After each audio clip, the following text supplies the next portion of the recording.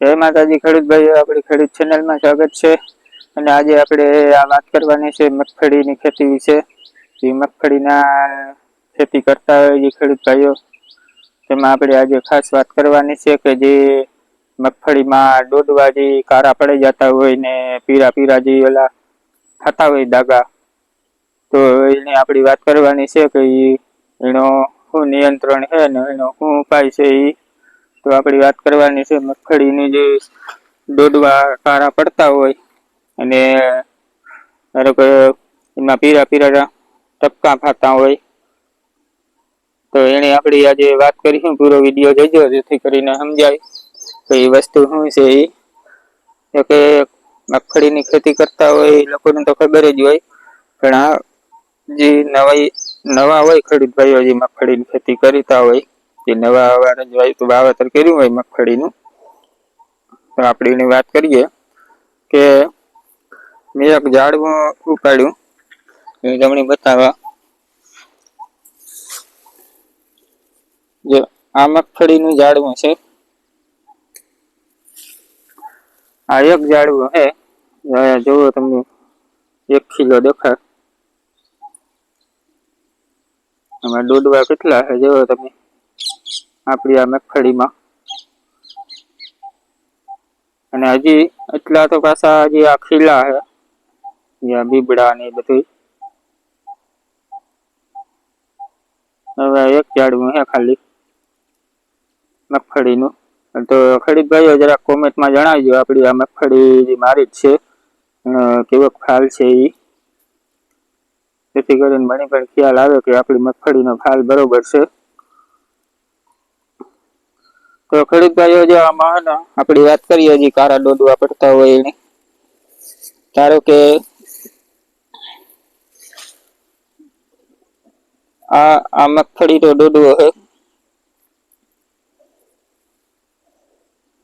એ આ મગફળીનો ડોડવો આખો તોડી આપણી એક કે આ ડોડવામાં જો આપણી અત્યારે કોઈ જાતનું કઈ છે નહીં, આમાં જે કારો પીડ્યો હોય કે પીરા ટાબા થયા હોય એવું કોઈ વસ્તુ નથી અત્યારે આમાં આપણી મગફળીમાં।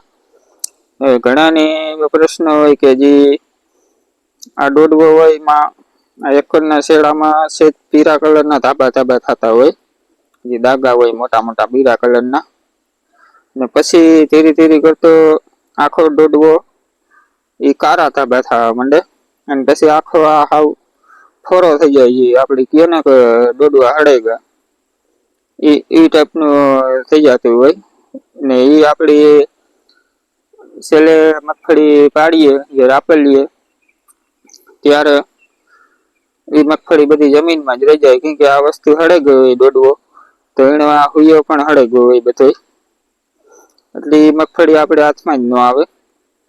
એટલે એ વસ્તુ શું છે ખેડૂત ભાઈઓ, તો કે એ વસ્તુ છે ને ફૂગ છે, જે આપણી મગફળીમાં ફૂગ આવે, જે કાળી આવે ને સફેદ ફૂગ આવે, એનું આપણી ફૂગનું નિયંત્રણ આપણી આગળ વિડીયોમાં તમને બતાવ્યું એનું નિયંત્રણ શું છે ને એ કાળી ફૂગ કઈ રીતના આવે, જે આ કારા ડોડવા પડી જતા હોય એ કઈ રીતના પડતા હોય કારા ડોડવા।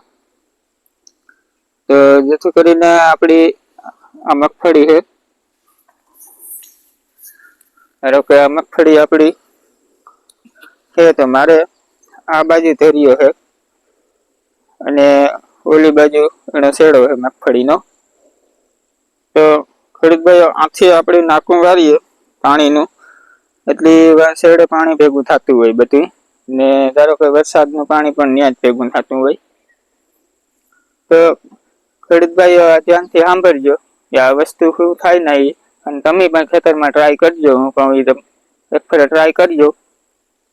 જો કે હું ટ્રાય કરવાની છે કે આથી પાણી જતું હોય એટલે આ ઉપરનો ભાગ થાય આપણો અને ઓલો નીચેનો ભાગ થાય, તો જે નીચેનો ભાગ છે ને ત્યાં એક ઝાડવું ઉપાડજો, જો આમ ઉપાડ્યું ને એ રીતના નીચેના ભાગમાં કારા ડોડવાની ફૂગ અને ઉપરના ભાગમાં ફૂગ નહીં હોય કારા ડોડવાની, એ તમે જોજો। અને બીજા નંબરમાં જો આપણી આ વાટીયું છે ત્યાં મૂળમાં જે હોય મગફળી, જે ભેજ ને ભેજ રહેતો હોય ને પવન ન જડતો હોય ને સુકાતું ન હોય ખેતર, ત્યાં આ કારી ફૂગ, તો તમે છે ને ખાલી ગમે ત્યાં તમારે ખેતરમાં આ રીતના હોય, જે શેડે પાણી ભરાતું હોય ત્યાંથી એક ઝાડવું ઉપાડજો, એક ઝાડવું ઉપરના શેડેથી ઉપાડજો, ને એક ઝાડવું તમારે ગમે ત્યાં ભેજ રહેતો હોય કે જ્યાં પવન જ ન આવે ને સુકાતું ન હોય ખેતર ને પાણી ભર્યું રહેતું હોય એ જગ્યાએથી ઉપાડજો. એટલે આ વસ્તુ છે ને એ ફૂગ જે આ કારા ડોડવા થતા હોય ને એ વસ્તુ ત્યાંથી થાય. આપણી ખેતરમાં પાણી ભર્યું રહેતું હોય જે જગ્યાએ ને ભેજ બહુ રહેતો હોય જેથી કરીને ખેતર ન સુકાતું હોય ત્યાં આ વસ્તુ બહુ થાય. તો તમે એક ઝાડવું ઉપાડે ટ્રાય કરજો, જ્યાં પાણી ભર્યું રહેતું હોય છે ને ત્યાં ડોડવામાં પીરા પેલા હે ને આમાં ધાબા થાય ને પછી ડોડવો ધીરે ધીરે કારો છે ને હળી. અને જે પાણી નહીં ભરાતું હોય ને ત્યાં ડોડવો એકદમ આવો સફેદ હે તો કઈ જાતનો કઈ ફૂગનો પ્રશ્ન નહીં હોય. એટલે તમે ખેતરમાં આ રીતના ટ્રાય કરજો. જ્યારે તમારે ખેતરમાં ડોડવા થઈ જાય, ધારો કે મારે આ ડોડવા અત્યારે તમે જોવો આ 2 ડોડવા હેઠા પીડ્યા, 2 3 4 5 6 7 8 9 10 12 13 14 15 16 17 18 19 ડોડવા જેવું છે અત્યારે.